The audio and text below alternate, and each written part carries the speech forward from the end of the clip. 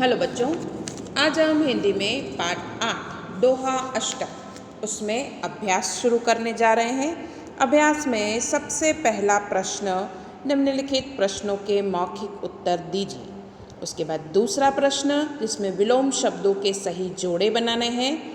तीसरा प्रश्न है अंदाज अपना अपना। चौथा प्रश्न है दोहों का भावार्थ स्पष्ट कीजिए।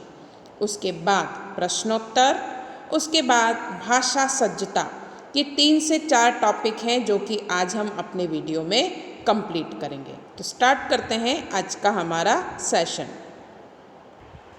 तो ये जो प्रश्न आपको दिखाई दे रहे हैं उनको मौखिक ही हमें समझना है। सबसे पहला प्रश्न है इसमें, बड़े लोगों की संकुचित मनोस्थिति व्यक्त करने के लिए खजूर के पेड़ का उदाहरण क्यों दिया गया है। तो खजूर का पेड़ बड़ा होता है, ठीक है, और उससे पथिक को या राही को न छाया मिलती है न उसके फल मिलते हैं। उसी तरह बड़े लोगों की मनोवृत्ति संकुचित होती है, उनसे दूसरों को कोई लाभ नहीं होता है। ठीक है, बड़ा होना ज़्यादा इम्पोर्टेंस नहीं रखता है, उससे कितना लाभ हो रहा है वो इम्पोर्टेंस रखता है। दूसरा प्रश्न, ये प्रश्न सिर्फ मौखिक ही आपको समझने हैं, लिखना नहीं है। साधु पुरुष कैसा होना चाहिए और क्यों। तो साधु पुरुष सूप के स्वभाव वाला होना चाहिए, क्योंकि सूप सार युक्त वस्तु यानी अच्छे अनाज को ग्रहण कर निस्सार वस्तु यानी कचरे को बाहर फेंक देता है। साधु पुरुष सूप जैसे स्वभाव का होना चाहिए, अच्छी चीज़ों को ग्रहण करे और बुरी चीज़ों को फेंक दे। तीसरा प्रश्न, तुलसीदास सबसे हिल मिल कर रहने को क्यों कहते हैं। तो तुलसीदास हिल मिल कर रहने को कहते हैं क्योंकि उससे हमें सुख, शांति और सुरक्षा मिलती है। क्या मिलती है? सुख, शांति और सुरक्षा मिलती है। उसके बाद चौथा है, आप गरीब लोगों की मदद कैसे कर सकते हैं। तो हम गरीब लोगों के जो बच्चे हैं उन्हें पढ़ाकर उनकी मदद कर सकते हैं। हम पढ़ाई में आने वाली उनकी समस्या को दूर कर सकते हैं। जहाँ तक पॉसिबल हो हम जितनी मेहनत या मदद कर सकें उतनी हमें गरीब लोगों की मदद करनी चाहिए। सज्जन लोग अपनी संपत्ति का उपयोग कैसे करते हैं। तो सज्जन लोग दूसरों का भला करने में अपनी संपत्ति का उपयोग करते हैं। आपने देखा होगा अच्छे लोग काफ़ी दान पुण्य करते हैं, तो वो अच्छे हैं, इसीलिए दूसरों पर अपनी संपत्ति लुटाते हैं या देते हैं। तो सज्जन लोग दूसरों का भला करने में अपनी संपत्ति का उपयोग करते हैं। ठीक है, अब इसके बाद नेक्स्ट क्वेश्चन है, नीचे दिए गए शब्दों में विलोम शब्दों के सही जोड़े बनाइए और उदाहरण के अनुसार वाक्य में प्रयोग कीजिए। ठीक है, आपको क्या करना है, सही जोड़े मिलाने हैं। तो सबसे पहला है आदर। तो आदर का क्या होगा विलोम शब्द? अनादर। क्या होगा? अनादर। उसके बाद स्वकाज, स्वकाज का होगा विलोम शब्द परकाज। ठीक है, बुरा, तो बुरा का अच्छा। फिर है प्रेम, तो प्रेम का क्या होगा? नफरत। नज़दीक तो दूर। उसके बाद मृत तो जीवित। ठीक है, छोटा का बड़ा और सत्य का असत्य। ठीक है, अब इनका वाक्य में प्रयोग भी करना है। सबसे पहले सत्य और असत्य का दिया हुआ है, तो गांधी जी सत्य बोलते थे और असत्य का हमें असत्य नहीं बोलना चाहिए। नेक्स्ट है आदर और अनादर। ठीक है, आदर और अनादर का क्या बनेगा? हमें बड़ों का आदर करना चाहिए और अनादर का हमें किसी का अनादर नहीं करना चाहिए। अगला है स्वकाज और परकाज। आदर का ये रहा, अब स्वकाज और परकाज का बता रही हूँ मैं। ठीक है, तो मैं यहाँ स्वकाज के लिए आया हूँ और सज्जन लोग परकाज के लिए धन का संग्रह करते हैं। ठीक है, फिर है बुरा और अच्छा। बुरे का क्या होगा? अच्छे का क्या होगा? तो उसे अपने कर्मों का बुरा फल भुगतना पड़ा। और उसने यहाँ अच्छा नाम कमाया। ठीक है। नेक्स्ट है प्रेम और नफरत। हम सबसे प्रेम करें और नफरत का संत पुरुष किसी से नफरत ना करें। नज़दीक और दूर। तो बाज़ार मेरे घर के नज़दीक है, पाठशाला मेरे घर से दूर है। ठीक है। फिर है मृत और जीवित। तो मृत का उस दुर्घटना में कई लोग मृत पाए गए, मलबे में से कई लोग जीवित पाए गए। फिर है छोटा और बड़ा। तो छोटा और बड़ा का क्या होगा? हमारा घर छोटा है, वह बड़ा आदमी है। इस तरह से वाक्य में प्रयोग रहेगा। नेक्स्ट एक्सरसाइज है इसमें अंदाज अपना अपना। कभी कभी कुछ इलाकों में बारिश बिल्कुल भी नहीं होती, नदी नाले तालाब सूख जाते हैं, फसलों के लिए पानी नहीं मिलता, खेत सूख जाते हैं, पशु पक्षी जानवर लोग भूखे मरने लगते हैं। ऐसे समय में वहाँ रहने वाले लोगों की मदद की ज़रूरत होती है। तुम भी लोगों को मदद कर सकते हो। सोचकर बताओ तुम अकाल में परेशान लोगों की मदद कैसे करोगे। तो अगर कहीं अकाल पड़ा है तो क्या करोगे? तो हम अकालग्रस्त लोगों के लिए धन इकट्ठा करेंगे। उस धन से हम अनाज और दूसरी चीज़ें खरीदकर उन्हें देंगे। हम टैंकर मंगवाकर अकालग्रस्तों को पानी सुलभ कराएंगे। हम उनके जानवरों के लिए चारे की व्यवस्था करेंगे। इतना हम कर सकते हैं। नेक्स्ट प्रश्न है निम्नलिखित दोहों का भावार्थ स्पष्ट कीजिए। ठीक है। इन दोहों को मैंने आपको पाठ के अंदर समझा दिया है, उसमें से देखकर आप अच्छे से इन भावार्थ को समझ सकते हैं कि साधु ऐसा होना चाहिए, सूप के स्वभाव वाला।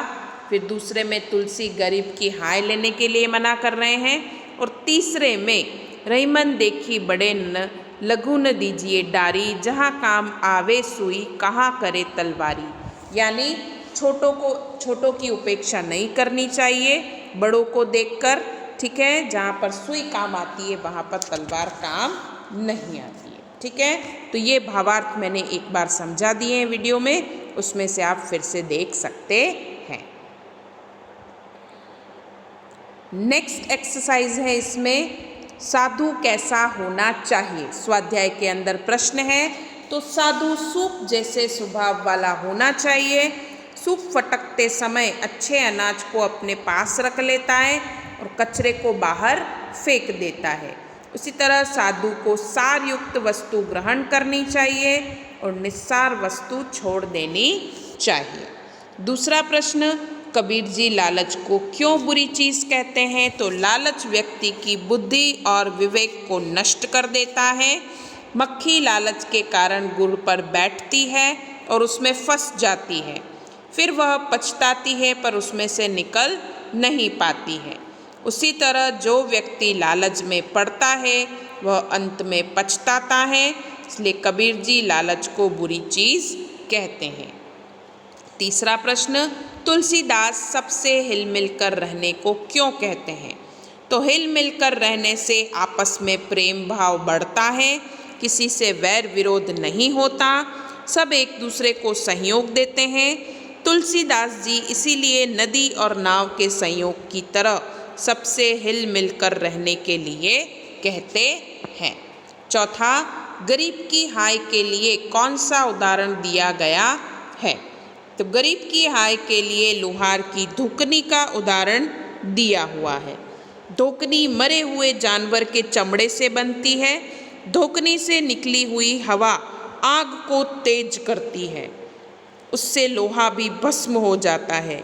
गरीब की हाय धोकनी से निकली हुई हवा की तरह होती है, वह बद्दुआ बनकर हमारा सर्वनाश कर देती है। लास्ट प्रश्न है इसमें रहीम प्रेम का धागा तोड़ने के लिए क्यों मना करते हैं? तो प्रेम का धागा बहुत नाजुक होता है, उसे खींचने से वह टूट जाता है। एक बार टूट जाने पर फिर वह जुड़ता नहीं है।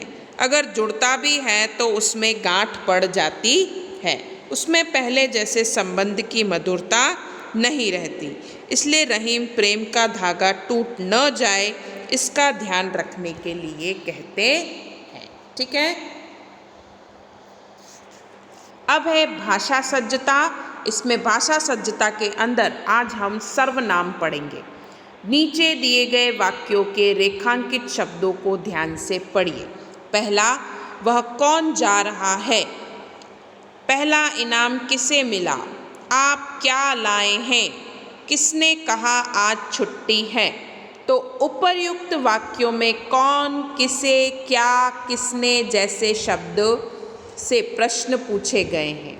तो परिभाषा है इसमें कि संज्ञा के विषय में जिन शब्दों से प्रश्न किया जाए वे प्रश्नवाचक सर्वनाम कहलाते हैं।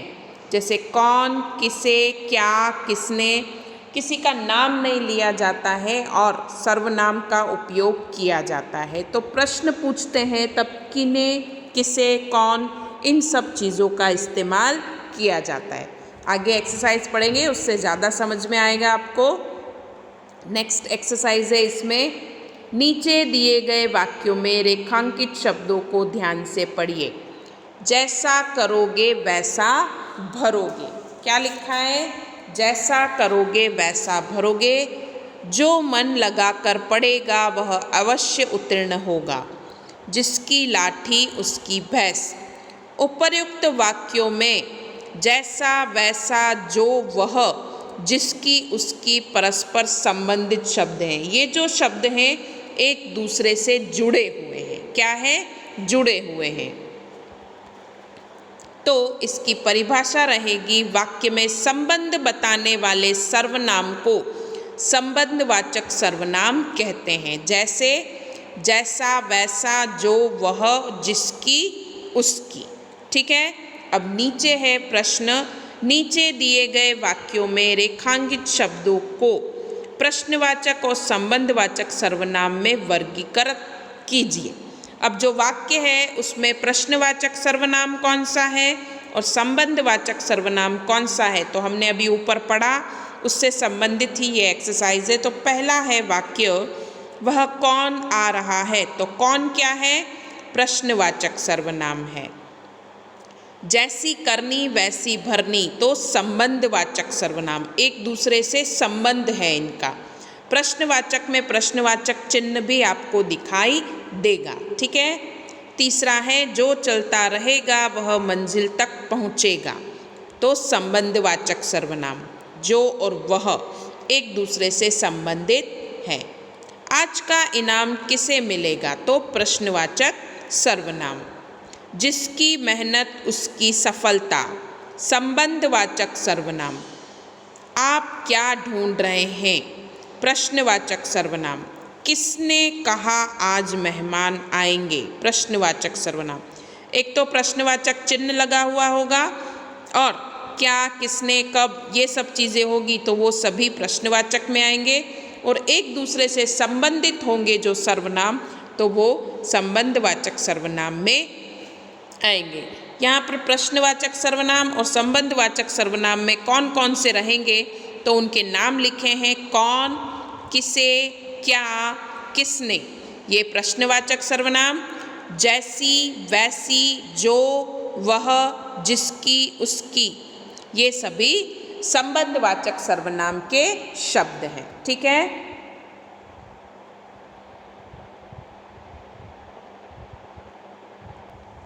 अब आज आपके होमवर्क के अंदर ये जो प्रश्न आपको दिखाई दे रहे हैं इनको मौखिक ही आपको समझना था, वीडियो देखकर इनको समझना है। उसके बाद ये जो विलोम शब्द हैं इनको आपको नोटबुक में लिखना रहेगा और उनका वाक्य में प्रयोग भी करना रहेगा, जो कि मैं आपको सेंड कर दूँगी। उसके बाद ये जो अंदाज़ अपना अपना है वो भी आपको नोटबुक में लिखना रहेगा और ये दोहों के भावार्थ मैं आपको सेंड कर दूँगी ताकि आप आसानी से लिख सकें। उसके बाद ये जो प्रश्नोत्तर हैं उनको आपको नोटबुक में कंपलसरी लिखना है।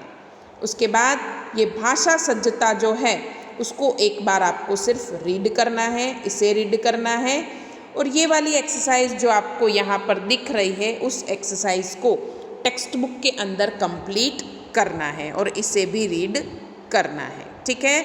इसे लिखना नहीं है, सिर्फ और सिर्फ टेक्स्ट बुक में जैसे मैंने कंप्लीट की है वैसे कंप्लीट करना है। आई होप आप लोगों को मेरी बात समझ में आई होगी। धन्यवाद।